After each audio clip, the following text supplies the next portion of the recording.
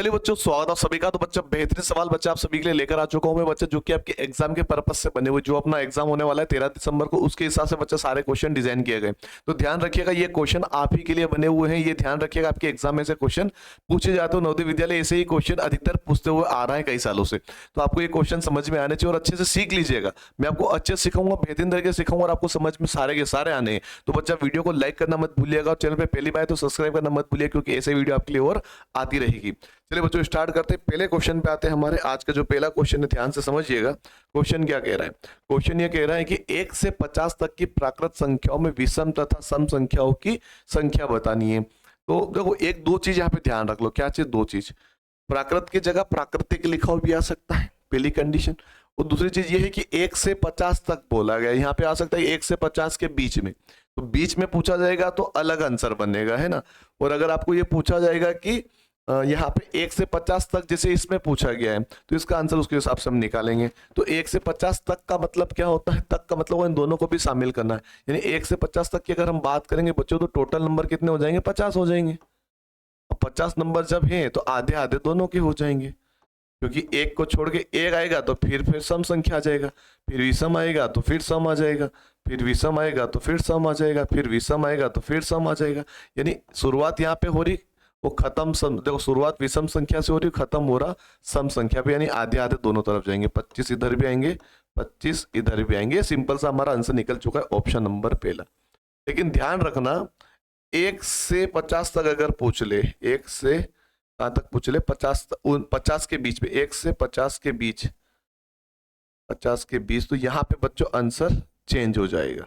इसका आंसर क्या हो जाएगा? चेंज हो जाएगा। ये ध्यान रखना है ना। 1 से 50 के बीच की यहाँ पे बात कही है, तो इसको आप आंसर मुझे कमेंट करके बताना कि इसका आंसर क्या हो सकता है। कितनी संख्या है अपने पास आने वाली, ये आपके लिए होमवर्क में डाल रहा हूँ।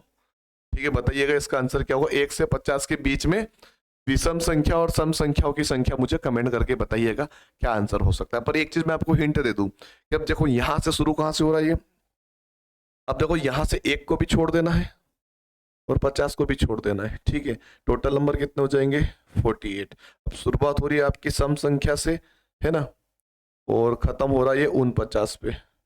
लगा लो अपना अपना दिमाग और आंसर बताइएगा मुझे। चलिए आगे बढ़ते हैं। अगला क्वेश्चन क्या कह रहा है ना। आपको दिख तो गया था ना कि मैं बीच में आ गया? दिख गया था ना? करके बताना, इसका कमेंट करके जरूर बताना। ठीक है, चलिए आगे बढ़ते हैं बच्चों। अगला क्वेश्चन क्या है? दो लगातार विषम संख्याओं का योग 76 है, तो बड़ी संख्या होगी। देखो ये क्या कह रहा है, ध्यान से समझिएगा। दो लगातार विषम संख्या है यहाँ पे ना, योग करना है, हमको पता है 76 आएगा दोनों को जोड़ने पर, और बड़ी संख्या हमको पता नहीं। तो देखो बच्चों, अगर मान लो एक संख्या अगर x मानू, एक संख्या अगर x मानू मैं, तो दूसरी संख्या क्या जोड़ूंगा मैं उसमें? देखो एक, चलो सिंपल तरह से मान लेते, एक जो संख्या है वो हमारी x हो गई, और जो दूसरी संख्या रहेगी वो हमारी हो जाएगी बच्चा x+2, x+2। और आप ये सोचिए मैंने 2 क्यों लगाया, है ना। आपको ये सोचना पड़ेगा कि 2 क्यों लगाया भाई। ठीक है, अब ध्यान से समझना। जैसे मान लेते हैं अगर x की जो वैल्यू है, ये पहली संख्या है तो 1 मानेंगे। 1 में अगर मैं यहाँ पे 1 रख दूंगा तो 1 और 1 तो 2 हो जाएगा ना। कभी भी आपको विषम संख्या निकालनी होती है ना, तो आपको हमेशा यहाँ पे 2 ही रखना पड़ेगा। ठीक है, कंडीशन में आपको अभी समझाने वाला हूँ। 2 ही क्यों रखना है, 1 क्यों नहीं रख सकते? अगर ये बोलता ना 2 लगातार संख्याओं का योग, 2 लगातार संख्याओं का योग 76 है, तो वहां पे मैं +1 ही लिखता। क्या लिखता? +1 ही लिखता। क्यों लिखता? इसका कारण समझ लो। अगर ये विषम नहीं होता लिखा हुआ, तो इसको x और x+1 लिखता, क्योंकि अगर मान लो यहाँ पे 1 है तो अगली संख्या 1 और 1 2 हो जाता। अगर यहाँ पे 6 है तो अगली संख्या हो जाती 7। अगर यहाँ पे 8 है तो 1 जोड़ के अगली संख्या हो जाएगी 9। लगातार 8 और 9 बन गया। लेकिन अब यहाँ पे देखो, यहाँ पे देखो बच्चों कि यहाँ पे विषम संख्या बोली गई। विषम संख्या मतलब क्या होता है? जो 2 से ना कटे। अगर मान लो x की वैल्यू मेरी निकल जाती है 3, तो 3 में वापस मुझे जोड़ना पड़ेगा 5, 5 ही हो जाएगा 2 जोड़ूंगा तो। अब यहाँ पे सम संख्या तो रख नहीं सकते, यहाँ पे हम सम संख्या तो रख नहीं सकते, क्योंकि उसने विषम संख्या की बात बोली है। दोनों क्या है? विषम संख्या। दोनों संख्या क्या है? विषम संख्या है। तो अगर x की वैल्यू विषम संख्या में मान लो आ जाती है 5 आ जाए, ये विषम संख्या, या 7 आ जाए, या 2 3 आ जाए, है ना, ये सब विषम संख्या, या 1 आ जाए, कुछ भी आ जाए। अगर मैं इनमें 2 प्लस करूं, मान लो 5 आता है तो अगली संख्या 7 होनी चाहिए ना, क्योंकि बीच में तो 6 आता है। बीच में तो 6 आता है ना, दोनों के बीच में 6 आता है। अगर मैं यहाँ पे 1 रख दूंगा, अगर इसका आंसर 5 है और यहाँ पे 1 रख दिया तो 5 और 1 6 बन जाए, जो कि सम संख्या हो जाएगी। हमको सम संख्या नहीं चाहिए, हमको चाहिए विषम संख्या। दोनों संख्या विषम संख्या, इसलिए यहाँ पे 2 लेना पड़ेगा। मान लो x की वैल्यू 3 आई, तो 3 में हम 2 जोड़ेंगे तब जाके दूसरी संख्या 5 बनेगी ना। लगातार देखो, है ना, यहाँ पे 3 और यहाँ पे 5। ठीक है, इस टाइप से आपको ये समझना पड़ेगा। क्लियर है इतनी सी बात? अब इसको मैं करके बताता हूँ, फिर थोड़ा और आपको समझ में आने लग जाएगा। देखो, 2 लगातार विषम संख्या हो जाएगी, एक तो अपनी x हो जाएगी, एक हो जाएगी x प्लस 2। दोनों को जोड़ने पर क्या हो जाएगा? 76 आ जाएगा। ठीक है, ये क्वेश्चन हो गया अपना। ठीक है, बस इसका गेम है बच्चों। 2 की जगह क्या लिखना? 2 ही लिखना। विषम संख्या में हमेशा 2 लिखना है, विषम संख्या की बात करेगा तो। ठीक है, मैंने आपको हिंट भी दे दिया है। अब x और x कितना हो जाएगा? 2x हो जाएगा। 76 ऐसा कैसा? 2 को जब उधर भेजा तो बच्चा माइनस में चला गया। 2x ऐसा कैसा? 76 में से 2 गया तो 74 बचा। अब 2 बच्चा ये क्या गुणे में है? अल्फाबेट जो संख्या होती है वो गुणे में होती है। बराबर के उधर जाएगी तो बटे में आ जाएगा, कट जाएगा ये, है ना। तो कितनी बार में कटेगा बच्चों ये? 37 बार में। कितनी बार में कट जाएगा? 37 बार में यहाँ पे कट गया। नहीं, x की वैल्यू जो निकल के अपनी 37 है। अब ध्यान से देखो, मैंने क्या बताया था यहाँ पे? x और x प्लस लिया था। मान लो x की वैल्यू क्या अपनी आई? 37 आई। ठीक है, तो दूसरी संख्या क्या हो जाएगी? 37 प्लस 2 लिखना पड़ेगा ना, तब जाके 39 हो जाएगी, है ना। 39 हुई कि नहीं? अगर मैं यहाँ पे 1 लिखता थी 38 हो जाती, होती कि नहीं होती? 38 अगर ये हो जाती तो सम संख्या बन जाती। 38 पीछे 8 आ रहा है तो 8 तो सम संख्या में आता, इसलिए यहाँ पे 2 लेना कंपलसरी है विषम संख्या के लिए। ठीक है, ध्यान रखिएगा, विषम संख्या के लिए यहाँ पे 2 लेना इंपॉर्टेंट होगा। और बाकी सवाल के बेसिस पे यहाँ पे संख्या बदल सकते हैं ना, वो आधार समझना पड़ेगा कि क्या लेना है वहां पे। इस सवाल के लिए तो आप याद रखिएगा, विषम संख्या अगर लगातार पूछे तो एक तो x लेते हैं पहली संख्या, और दूसरी संख्या 2x प्लस 2 होगी। और तीसरी संख्या अगर मान लो 3 संख्या होती तो x प्लस 4 लिखते। उसमें कितना लिखते? x प्लस 4 लिखते। क्यों लिखते? क्योंकि 37 के बाद 39 होता, 37 और 4 41 होता। अगर मैं 3 लिखता तो 37 और 3 क्या हो जाता? 40 हो जाता, जो कि अपनी सम संख्या हो जाए। लेकिन हमको विषम संख्या चाहिए ना, तो विषम संख्या लिए विषम संख्या का ही गेम बनाना पड़ेगा यहाँ पे। इसलिए आपको याद रखनी चीजें, ये चीजें ऐसी होती है जो कि गुमराह कर सकते हैं, बच्चों को गलत करवा सकते हैं। तो आपको ये चीज समझ के चलना है ना। विषम संख्या अगर पहली संख्या x है तो दूसरी x प्लस 2 होगी। अगर तीसरी अगर होती इसके अंदर तो x प्लस 4 होती, x प्लस 3 नहीं ले सकते, है ना, याद रखिएगा। लगातार संख्या में x प्लस 1 x प्लस 2 ऐसे भी ले सकते हैं उसमें, लेकिन विषम संख्या में यही लेना पड़ेगा, याद रखिएगा। ठीक है, तो हमारा आंसर उसने क्या पूछा कि छोटी संख्या पूछी, बड़ी संख्या पूछी तो बच्चा 39 हो जाएगी। छोटी संख्या 37 है, बड़ी संख्या 39 है, तो ऑप्शन नंबर बी जो है हमारा सही आंसर हो जाएगा। ठीक है, अगर आपको इसमें कुछ डाउट लगता है ना, मुझे कमेंट कीजिएगा, मैं ऐसे 1-2 सवाल और आपके लिए लेकर आ जाऊंगा। ठीक है, चलिए आगे बढ़ते बच्चों। अगला क्वेश्चन क्या है? बहुत ही बेसिक सा सवाल है, पर ये बार बार पूछे जाते हैं एग्जाम में, ये सवाल आ रहे हैं। 5,09,408 को अंकों में लिखा जा सकता है। देखो बच्चा, अगर मान लो आपको ऐसे कठिन लेवल पे भी आ जाए तो मैं आपको एक छोटे से बेसिक तरीके से आपको सिखाने वाला हूँ। आप ऐसे कॉलम बना लो, 1 2 सैकड़ा 1000 सबको आता है, वो यहाँ पे बना लो। जैसे मैं यहाँ पे एक बॉक्स बनाता हूँ, 1 2 3 4 5 6 7 8। ठीक है, अब यहाँ पे मैंने लिख दिया इकाई, इकाई, दहाई, सैकड़ा, 1000, 10,000, लाख, 10 लाख, करोड़, 10 करोड़, है ना। शॉर्टकट लिख दिया मैंने। अब इसने पूछा कि 5 लाख। अब ये बताओ, 5 लाख पूछा है, 5 लाख। 5 यानी 5 होगा और लाख यानी लाख होगा, तो एक ही अंक है।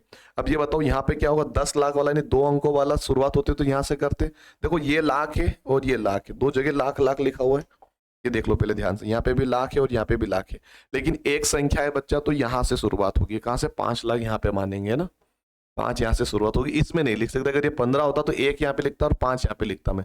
एक ही संख्या रहेगी तो एक वाले में लिखा है, या 2 संख्या रहेगी तो एक इसमें और एक इसमें जाती है। ठीक है, उसके बाद बोला उसने 9,000। अब 9,000, 9 में भी एक ही अंक हो गया तो सिंगल वाले में जाएगा, 1000 वाले में, तो 9 यहाँ पे आ जाएगा, 9,000। ठीक है, फिर उसने बोला 408, तो 408 तो ये हो जाएगा 400, 400 तो ये हो गया 408। 8 मतलब एक अंक है तो 8, ये हो गया। या फिर 408 सीधे ऐसे भी लिख सकते हैं, कोई दिक्कत नहीं। और बाकी जो चीजें बच रही बीच में उसमें 0 लगा, तो ये हमारा बन गया आंसर 509,408। 509,408 हमारा आंसर हो जाएगा ये वाला, है ना। ये बड़े से बड़े सवाल को ऐसे लिख के आप बना सकते हो अगर कंफ्यूजन हो जाए तो। बाकी आपको आता है तो सिंपल सी बात है। आप इसने बोला क्या है? अब उसने बोला देखो 408 बोला है पीछे, तो 408 इसमें है, 408 इसमें भी है, 408 इसमें भी है, मतलब ये ऑप्शन सबसे पहले हट गया। फिर उसने बोला 9000, अब 9000 के पीछे 3 संख्या होनी चाहिए भाई, 3 संख्या इसमें 9 के पीछे, इसमें 9 के पीछे 4 संख्या की, मतलब गलत हो गया, इसके 9 के पीछे 3 संख्या, बिल्कुल ठीक है। 5 लाख बोला, लेकिन बच्चों 5 लाख तो हो ही नहीं रहा, तो 59,000 हो रहा, तो बच्चा कुछ यही हमारा आंसर हो जाएगा। आप ऐसे भी निकाल सकते हो, तरीके बहुत सारे, पर ये मैं इसलिए बताता हूँ कि आपको ना अगर बड़े लेवल पे कुछ आ जाए जिसमें कंफ्यूजन हो रहा है कि जीरो कितने लगाने हैं, क्या करना है, अगर कुछ डाउट लगे तो आप ऐसे भी कर सकते हो, या फिर किसी बच्चे को नहीं आती चीजें तो उसको ये चीजें क्लियर हो जाती है ना। चलिए आगे बढ़ते हैं। आगे बढ़ने के पहले पहले बच्चों हमारा जो एप्लीकेशन है वहाँ पे आप जाइएगा, अगर आपको कुछ चाहिए जैसे कि मॉडल पेपर हो गया, टेस्ट सीरीज हो गई, गणित के वीडियोस मिल जाएंगे आपको, सब कोर्स पैसे लगेंगे, ऐसा नहीं कि फ्री है ना। तो ये आपके लिए ऐसी चीज़ें जो कि आपके इस साल के हिसाब से बनी हुई है। तो इसमें आपको लाइव कोर्सेस मत लीजिएगा, लाइव कोर्सेस अब मतलब नहीं, 1 महीना बचा है तो उसको छोड़ दो। बाकी रिकॉर्डेड क्लासेस मैथ्स की पूरी अवेलेबल, अगर आपको मैथ्स की चाहिए तो मैथ्स अवेलेबल हो जाएगी, मॉडल पेपर चाहिए तो मॉडल पेपर अवेलेबल है वहाँ पर, है ना। इंग्लिश हिंदी दोनों मीडियम में रहेगा, ध्यान रखिएगा। और बाकी चीज़ें भी आप जाके चेकआउट कीजिएगा, हमारे प्ले स्टोर पर जाइएगा, ये सर्च कीजिएगा धाकड़ ऑनलाइन एकेडमी, या फिर लिंक भी मैंने डिस्क्रिप्शन में डाल दिया, जाके चेकआउट कीजिएगा। चलिए आगे बढ़ते हैं। अगला क्वेश्चन देखिए बच्चों, ये रोमन नंबर से रिलेटेड है ना, रोमन प्रणाली। CDXCII के द्वारा किस संख्या का बोध होता है बताइए। चलो अब देखो यहाँ पे आपको कोड पता होना चाहिए। देखो मैं आपको हर एक चीज की कोड बता देता हूँ। अगर आप आई का मतलब तो समझ जाना कि 1 होता है, ठीक है। उसके बाद V का मतलब जो होता है बच्चा 5 होता है। X का जो मतलब होता है बच्चा 10 होता है। L का मतलब जो होता है 50 होता है। C का मतलब जो होता है बच्चा वो होता है 100 होता है। D का मतलब जो होता है वो होता है 500, 500। और एम का मतलब होता है बच्चों 1000। ये कुछ कोड है। उसके बाद अगर किसी के ऊपर बार लग जाता है ना, जैसे मान लो मैंने लिखा यहाँ पे वी लिखा और वी के ऊपर मैंने बार लगा दिया, तो इसका मतलब होगा ये 5, तो वी का मतलब तो 5 होता है, लेकिन इस बार का मतलब 1000 होता है, ठीक है। तो इसको आप ऐसे 5000 भी लिख सकते हो, क्या लिख सकते हो इसको, 5000 लिख सकते हो, है ना। ये सबसे बड़ा नंबर हो जाएगा फिर, है ना। तो ऐसे कंडीशन आती है जो कि मैंने पिछले वीडियो में भी आपको बताया था, जिसमें 50,000 बने थे, याद है। ए और सी वाला सवाल मैंने कराया था, जो पहले देख रहे हैं हमारे वीडियो पहले से जुड़े हुए उनको पता होगा। अब इसका आंसर निकालते हैं। देखो इसको समझिएगा, CDXCII, CDXCII, ये यहाँ पे हमको पूछा, ये डबल आई को मैंने से 11 जैसा लग रहा है आपको, तो ये आई है ना, याद रखिएगा ये क्या है, आई है। अब यहाँ पे आप ये देखो कि इन सब में से आपको सबसे बड़ा कोड कौन सा दिख रहा है। आपको पता है कि सबसे पहला कोड डी है ना, क्योंकि डी का मतलब एम तो है नहीं इसके अंदर, और बार भी नहीं, तो सबसे बड़ा कोड हमारा हो गया 500, तो लिख दो भाई 500, ठीक है। एक एक चीज लेके चलना, मैंने लिखा 500, ठीक है बच्चों। अब देखो उसके बाद सबसे बड़ा कोड कौन है, अगर हम डी को हटा दे तो फिर सी आ जाएगा, एक सी यहाँ पर, एक सी यहाँ पर है ना। अब इस सी का मतलब होता है ये डी के पीछे है, अब डी के इस साइड है, मतलब इधर साइड है। पीछे मैं अधिकतर बोलता हूँ, बहुत सारे इसको आगे बोलते हैं क्योंकि आगे साइड से आ रहा, तो मेरे को मतलब कहने का मतलब होता है कि इस साइड वाला जब होता है तो ये माइनस होता है। सी का मतलब 100 होगा, कोड हमारा 100 होता है। तो डी के पीछे, किसके पीछे, डी के इस साइड जो भी संख्या होती है वो माइनस में होती है, तो यहाँ पे हम कर देंगे माइनस का 100। इसमें से अब कितना हो गया, ये हो गया अपने पास 400, ठीक है। ये अपना हो गया सोल्यूशन। उसके बाद हम चलेंगे इस सी के पीछे। इस सी का मतलब क्या होता है, फिर 100 होगा। इस सी का मतलब क्या होगा बच्चों, क्योंकि ये इस सी के ये निकालिए, ये निकालिए, अब इसके आगे लिखा हुआ है, तो इसी का मतलब होगा 100, तो आगे लिखा होगा तो प्लस करेंगे, कितना हो गया वापस 500 हो गया, कितना हो गया 500 हो गया। अब ये इसके पीछे लिखा हुआ है, तो ये x का मतलब क्या होता है 10 होता है, x का मतलब 10 होता है, तो ये माइनस करेंगे वापस 10, यहाँ पे कितना हो जाएगा 490 आ जाएगा, बिल्कुल आ जाएगा। अब इसके आगे साइड, x के आगे साइड लिखे हुए डबल वन, डबल वन का मतलब क्या होता है, एक वन का मतलब 1 होगा, तो 2 वन का मतलब क्या होता है 2 होता है, तो 2 यहाँ पे जोड़ दो तो 492, कितना हो गया 492 हमारा आंसर होगा। ऑप्शन नंबर कौन सा, ऑप्शन नंबर बी हमारा सही आंसर इसका, ऑप्शन नंबर बी हमारा क्या रहेगा, सही आंसर रहेगा। अब इसको थोड़ा सा मैं आपको एक और तरीके से बताता हूँ, इसको एक और बात समझ लो, है ना, क्योंकि कुछ चीजें ऐसा नहीं है कि आपको एक ही बार में समझ में आ जाए, तो मैं आपको थोड़ा सा और समझाने की इसकी कोशिश करता हूँ, ठीक है, जो कि आपको और अच्छे से समझ में आ जाए। देखो आपको सभी कोड पता है ना, तो यहाँ पे लिख दो, ये सबसे पहले तो देखो सबसे बड़ा कोड लिख दो 500, ये मैंने लिख दिया 500। दूसरा कोड क्या है, सी है, तो सी इधर है, इसके पीछे है, तो माइनस का आ जाएगा 100, पीछे है तो माइनस में आ जाएगा, ये हो गया अपना। इसके बाद ये आ गया। अब देखो अगला कौन है, अगला सी है, ये बच्चा इसके, ये तो इधर पीछे था लेकिन ये इसके आगे है, इसके आगे है, तो ये प्लस का 100 हो जाएगा, ये प्लस का शो कर दिया। अब उसके बाद बड़ा कोड कौन है, इन तीनों का तो काम हो गया। उसके बाद ये है, अभी हमने ये किया, इसके पीछे कौन है, एक्स है, इसके पीछे हर चीज जो निकाल रहा है उसके पीछे देखना। आप देखो मैंने पहले सबसे पहले डी निकाला, तो डी के पीछे सी लिखा था तो माइनस हो गया।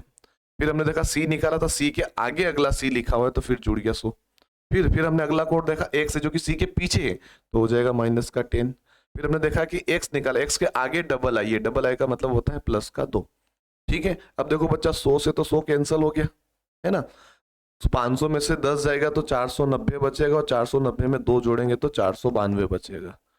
ठीक है, आप ऐसे भी निकाल सकते हो, कोई दिक्कत नहीं होगी। ठीक है, ऐसे भी निकाला जा सकता है, तरीके और भी होते हैं ना। चलिए, आपको समझ में आ जाए वो ज्यादा इंपॉर्टेंट है। चलिए बच्चा, अगला सवाल समझेंगे। 1 से 20 तक सभी गिनती की संख्याओं का योग बताइए। मतलब यहाँ पे सम विषम वाला नहीं है, हमने कल सम वाला किया था, याद है सभी को। अब इसमें हम सम विषम नहीं है, मतलब सभी संख्या बोली गई है, विषम भी लेनी है, सम भी लेनी है, लेकिन 1 से 20 तक की लेनी है। तो यहाँ पे आपको जब भी सभी संख्या लेनी हो, सभी संख्या की बात करें, यहाँ पे एक छोटा सा फॉर्मूला होता है, याद रखिएगा। ठीक है, जो भी आखिरी नंबर होता है उसको मान लेते हैं एन। एन क्या होगा बच्चा, आखिरी नंबर। आखिरी नंबर क्या है बच्चा, अपने पास 20 है। ठीक है, एन मतलब आखिरी नंबर वाला, जो आखिरी नंबर कौन है, 20 है। ठीक है, यहाँ तक की बात बोली, तक लगा गया, मतलब 1 से 20 तक की बात करा। एन हमारा 20 हो गया। अब इसका फॉर्मूला याद रखिएगा, एन गुणे में एन प्लस 1 वो बटे में 2, बस ये है ना। मैं आपको डायरेक्ट भी बता दूंगा इसको, लेकिन ये सिखाने का मतलब मेरा थोड़ा सा आपको सिखाना प्रॉपर तरीके वाला है। तो एन का वैल्यू क्या है, 20 है, गुणे का गुणा लगा दो, एन प्लस 1 यानी 20 प्लस 1 कितना हो जाएगा, 21 हो जाएगा, बटे में आ जाएगा 2। अब 2 से बच्चा 10, ये 20 कट जाएगा 10 बार में, 2 एक कम 2, 2 एक कम 2, और ये 0 का 0। अब बचा क्या अपने पास, 10 के गुणे में 21 बचा। तो 20 10 का गुणा 21 में, 21 का गुणा 10 में करेंगे तो 210 आ जाएगा। कितना आ जाएगा, 210 हमारा हो जाएगा बच्चों आंसर। ठीक है, अब इसका डायरेक्ट सीख लो। अगर मान लो आपको नहीं आता, मान लो फॉर्मूला भूल गए कि एन क्या होता है, क्या चीज नहीं होती, निकल गया माइंड में से, तो इसका तरीका क्या होगा, जैसे कि आपको सभी संख्या का अगर योग करना है, जितनी भी संख्या दे रखी होती है, 1 से लगाकर 20 तक, 1 से लगाकर 50 तक, जो भी दे रखा होता, 1 से 100 तक जो भी दिया हो, तो यहाँ पे ये तरीका अपनाना कि जो आखिरी नंबर होगा उसको लिखना है, उसका एक बड़ा नंबर लिखना है और बटे से 2 का भाग देना है। अब इसमें चाहे ये भाग चला जाए इसमें, या फिर इसमें किसमें भी भाग चला जाए। मान लो यहाँ पे 21 होता तो अगला नंबर 22 होता, फिर 22 को काटते, क्योंकि 2 से एक संख्या कटेगी ही कटेगी, है ना। क्योंकि जो भी नंबर होगा उसमें एक कम हो एक ज्यादा होगा। जैसे मान लो ये 20 लिखा है, अगला 21 होगा। अगर मान लो ये 23 होता तो अगला 24 होता, तो हम 24 को काट देते। 2 से एक संख्या हमेशा कटेगी, 2 से, चाहे ये कटे या ये कटे, है ना। तो आपको ये काटना है, जो भी नंबर दे रखा होगा उससे एक बड़ा नंबर लिखना है गुणे में, और डिवाइड करके आपका सोल्यूशन निकालना, आंसर आ जाएगा, है ना। ठीक है, ये याद रखिए, छोटी सी बात है, कॉन्सेप्ट क्लियर होना चाहिए। चलिए आगे बढ़ते हैं। अगला सवाल है, 1 से 100 तक की संख्याएं लिखने पर अंक 9 कितनी बार आता है बच्चा। ये आपके लिए गया होमवर्क। और ये बच्चा है ना, ये सवाल है ना, शायद एग्जाम में एक बार तो आया था, जहां तक मुझे याद है, एक बार तो पूछा गया था 2020-21 या फिर कहीं पे। एक बार देखना, एक बार, अभी पिछले 2-4 साल के अंदर ये एक बार क्वेश्चन पूछा गया है। अब देखिएगा किसी भी फेस में आया हुआ है। ठीक है, पूछा गया है ये सवाल बच्चा, है ना। तो इसको करके बताना, निकालना कौन कौन से नो होंगे, कितने नो हो सकते हैं। चलिए बच्चों, अगला सवाल, कल भी मैंने ऐसे एक सवाल सिखाया था आप सभी को, तो समझ लो इसको एक और बार। 6 के पीछे लिखा हुआ है गुणे में 10 की घात 3, तो 10 की घात 3 का मतलब होगा 3 जीरो, 1 के पीछे 3 जीरो, प्लस लगाएंगे, 5 लिखेंगे, गुणा करेंगे 10 की घात 2 यानी 1 के पीछे 2 जीरो, प्लस 4 की घात, यहाँ पे 4 गुणे में 10 की घात 1 है तो 10, 1 के पीछे 1 जीरो, प्लस 2 की घात 2 गुणे में 10 की घात 0 होता है, तो 10 की घात 0 का मतलब होता है 1, है ना, कल भी सिखाया था मैंने। तो 10 की घात 0 का मतलब होता है किसी की भी घात, है ना, किसी की घात यानी एक नंबर होगा, ए मान लेते हैं उसको, हमेशा उसका नंबर क्या होगा, 0। जैसे मान लो एक कंडीशन में 1-2 आपको सिखा देता हूँ।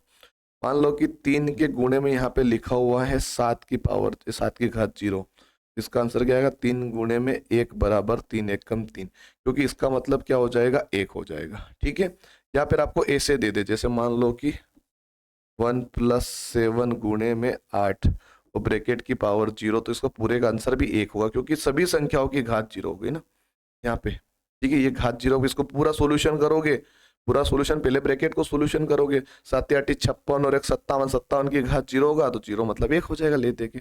तो कुछ कुछ चीजें आपको थोड़ी सी याद रखनी है। अब देखो यहाँ पे क्या हो रहा है, 6 का गुणा 1000 में करेंगे तो 6000 हो जाएगा, 5 का गुणा 500 में करोगे तो 500 हो जाएगा, 4 का गुणा 10 में करोगे तो 40 हो जाएगा, प्लस 2 का गुणा 1 में करना है 2 हो जाएगा, तो 6542 है ना। जोड़ लो इसको, 6540, 6540 और पीछे 42 है ना।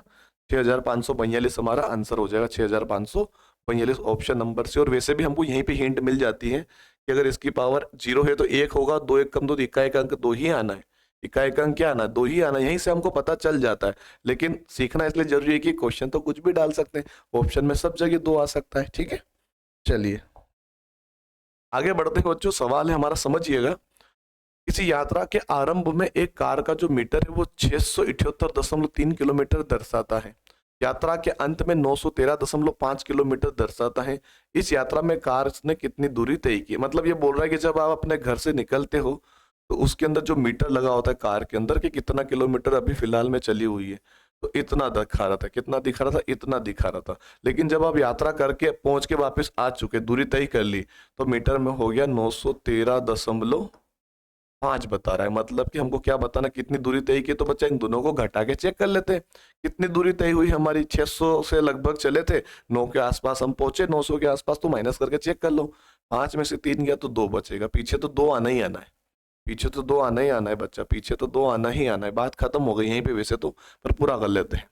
इसको बनाएंगे 0 तो ये बन जाएगा 13, 13 में से 8 गया तो 5 बचेगा। इसको बनाएंगे 8 तो ये बन जाएगा 10, 10 में 7 गया तो 3 बचेगा, और 8 में से 6 जाएगा तो 2 बचेगा। 235.2 हमारा क्या हो जाएगा, सही आंसर हो जाएगा बच्चा, है ना। और बच्चा ऐसे क्वेश्चन पूछे जाते हैं, ध्यान रखिएगा। चलिए आगे बढ़ते हैं, अगले क्वेश्चन पे आते हैं। पूछा क्या जा रहा है बच्चों, ऐसा कल मैंने बच्चा आपको छोटी संख्या वाला सिखाया था, याद है सभी को। अभी हम बड़ी संख्या वाला सीख रहे हैं।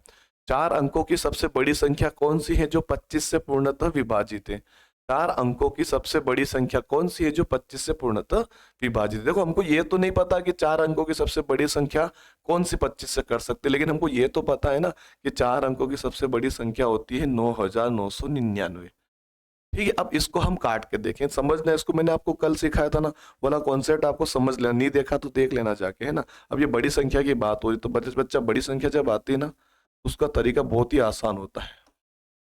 25 का सीधे भाग देना है, 25 दिया 75, 25 चौक 100 हो जाता है, इसलिए हमने 25 दिया 75 लगाया, तो यहाँ पे 24 बचा, ऊपर से उतारे 9, 25 नमा की 225, 25 नमा की 225, फिर वही कंडीशन, फिर 24 बचेगा, फिर ऊपर से उतारेंगे 9, तो 25 नमा की 225, फिर बचेगा कितना 24। अब देखो बच्चा यहाँ पे 24 बच रहा है। अब आपको देखो इसमें जोड़ना है कि क्या करना है, घटाना है। हमेशा जोड़ नहीं सकते, उसमें जोड़ने वाला काम होता था, लेकिन यहाँ पे जोड़ते थे उसको। वो आपको पुराना वीडियो जाके चेकआउट कीजिएगा, वहां से सीख जाओगे। अब बड़ी संख्या में क्या होगा, बड़ी संख्या में कुछ भी छेड़छाड़ नहीं करना है।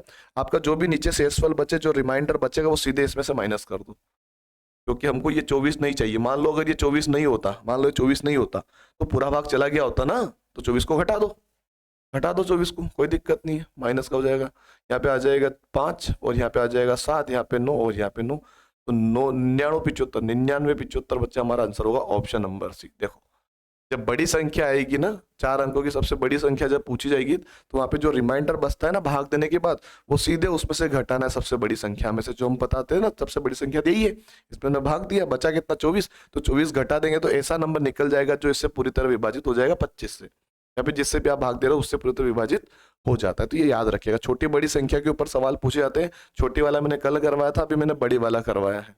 ठीक है, तो दोनों कॉन्सेप्ट आपको अच्छे से याद होना चाहिए। सवाल पूछते हैं, है ना, हल्के में मत लेना कोई से भी सवाल, सारे इंपॉर्टेंट करवा रहा हूँ मैं। तो आई होप आपको वीडियो पसंद आया होगा, तो लाइक करना मत भूलिएगा, सब्सक्राइब कर लो। अगर आपको पढ़ना है, हमसे जुड़ना है तो सब्सक्राइब कर लो। और अगर आपको कुछ चाहिए तो यहाँ इस एप्लीकेशन पे जाके आप ले सकते हो, अवेलेबल है चीज़ें। ठीक है बच्चों, बहुत बहुत धन्यवाद, शुक्रिया।